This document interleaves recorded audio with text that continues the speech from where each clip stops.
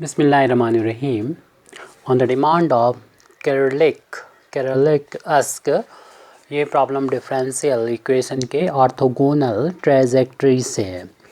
Find the orthogonal trajectories of the family of curves. यहाँ पर family of curve है. Confocal and coaxial parabolas है. R is equal to 2a/1 plus cos theta. ये family of curve दे रखा है.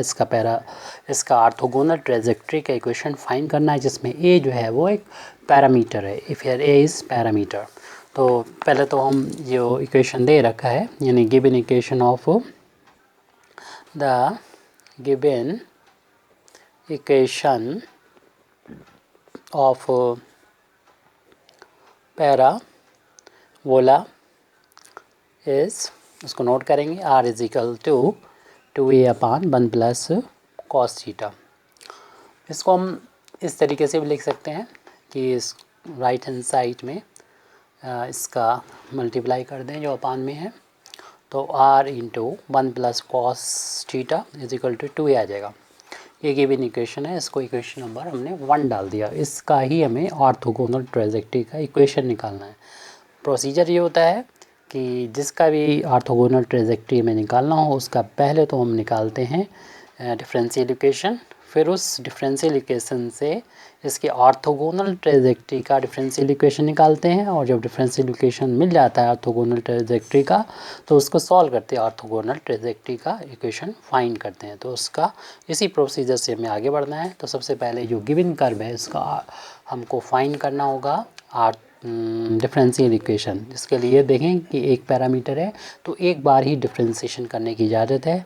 तो पूरे इक्वेशन को हम थीटा के रिस्पेक्ट में एक बार डिफरेंशिएट करेंगे. लिख भी दें चाहे तो, differentiating with respect to theta. Theta के रिस्पेक्ट में डिफरेंशिएशन करेंगे. तो फर्स्ट का डिफरेंशिएशन, सेकंड को एज इट लिख देंगे 1 प्लस कॉस थीटा, फिर प्लस फर्स्ट एज इट और सेकंड का डिफरेंशिएशन करेंगे. 1 का डिफरेंशिएशन 0, कॉस का डिफरेंशिएशन माइनस का साइन थीटा हो जाएगा, और कांस्टेंट का डिफरेंशिएशन थीटा के रिस्पेक्ट में 0 के इक्वल हो जाएगा.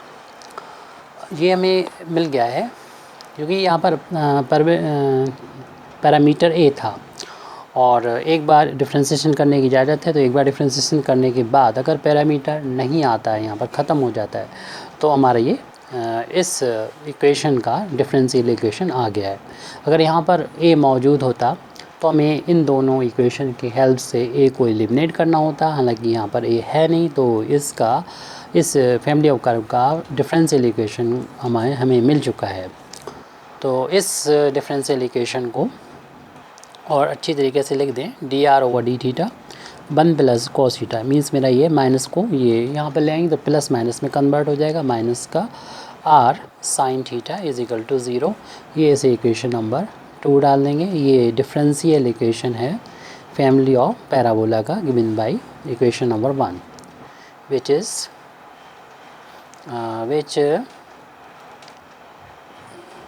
gives differential equation of the family of parabolas given by 1. यानी इक्वेशन नंबर 1 से जो फैमिली ऑफ पैराबोला दे रखा है, उसका ये डिफरेंशियल इक्वेशन है. अब इस डिफरेंशियल इक्वेशन से हम जो ऑर्थोगोनल ट्रेजेक्ट्री है, उसका डिफरेंशियल इक्वेशन निकालेंगे बाय रिप्लेसिंग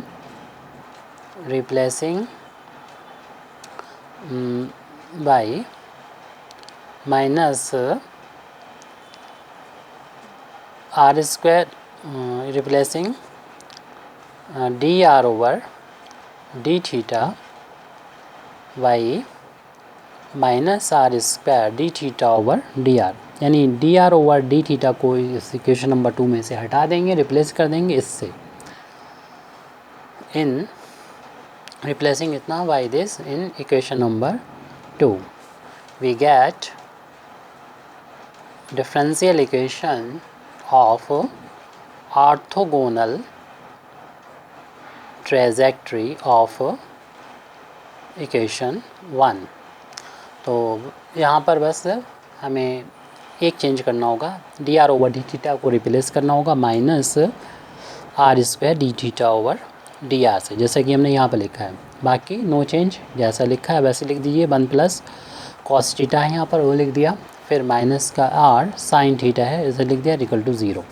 अब ये ऑर्थोगोनल ट्रायंगल का डिफरेंशियल इक्वेशन आ गया। बस इसको सॉल्व कर लेंगे, वही हमारा ऑर्थोगोनल ट्रायंगल का इक्वेशन हो जाएगा, जो कि इक्वेशन 1 का यानी गिवन इक्वेशन ऑफ कर्व का ऑर्थोगोनल ट्रायंगल का इक्वेशन है।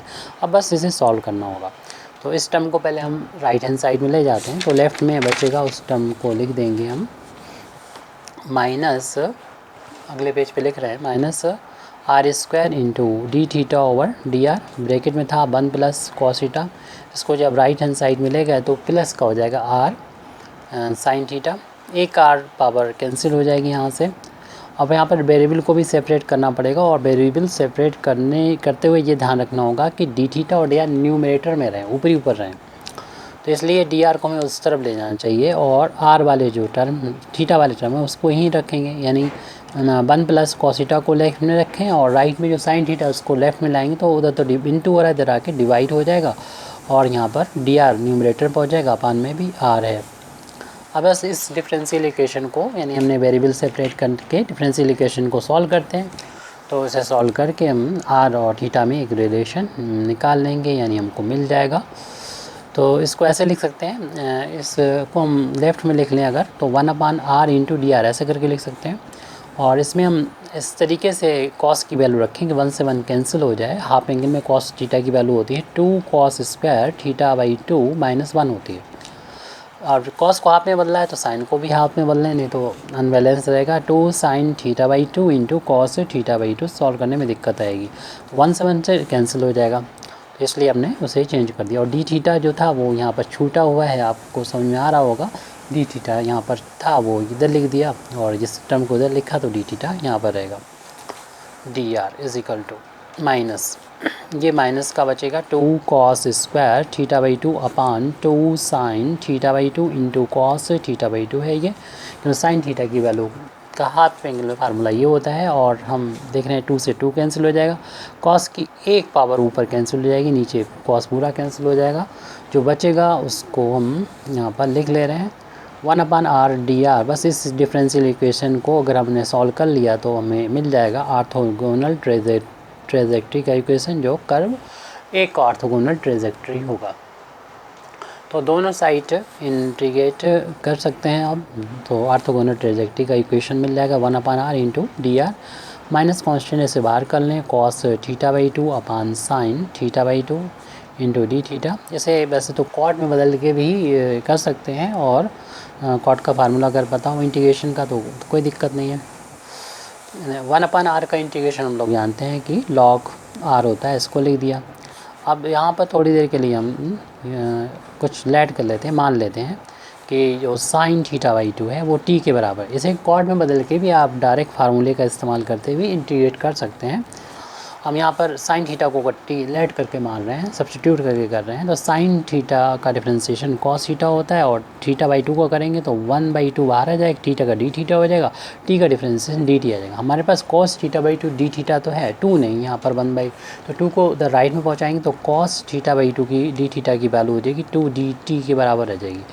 इस वैल्यू को हम लिख देंगे यहाँ पर 2 डी टी, और बाकी इसे टी माना था, तो ये यहाँ पर जगह छोड़ रखी थी हमने log 1/r का, तो log r हो गया इंटीग्रेशन, और इसको हमने t माना था, और ये पूरी वैल्यू हो गई 2 टाइम्स dt हो गई।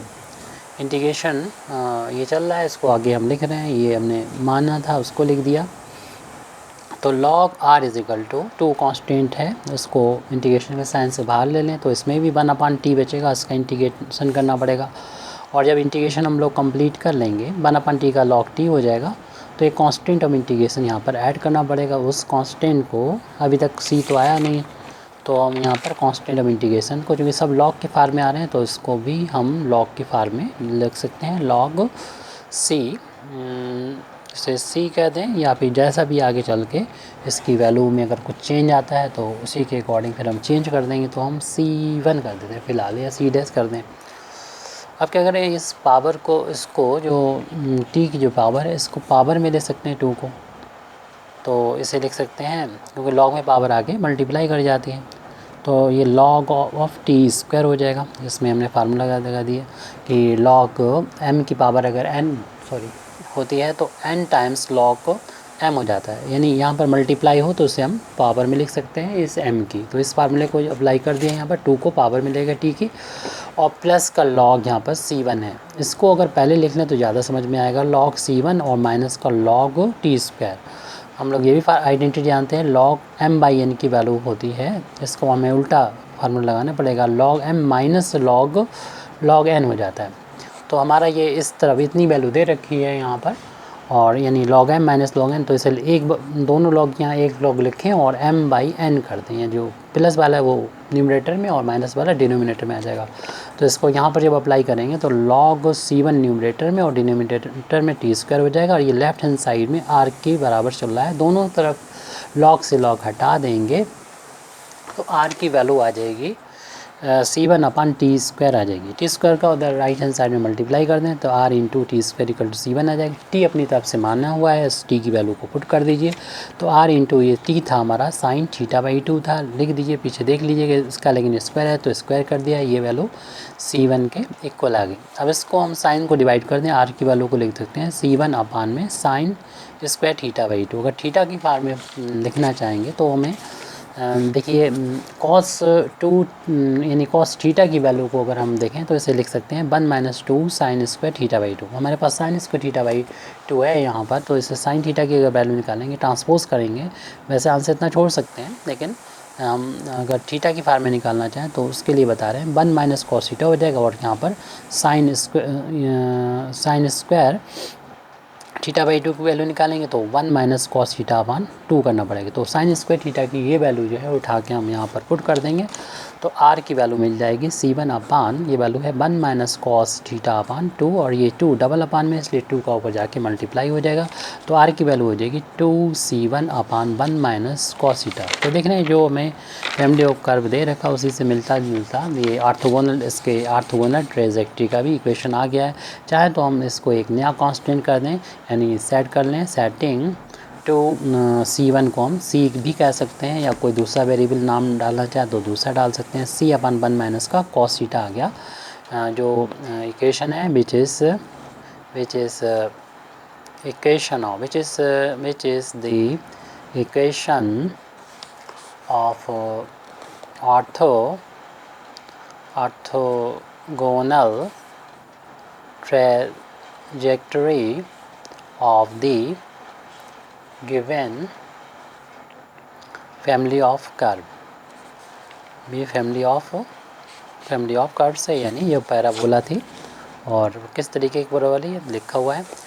Thank you very much Indeed for listening me. व आखिर दावाना अल्हम्दुलिल्लाहि रब्बिल आलमीन।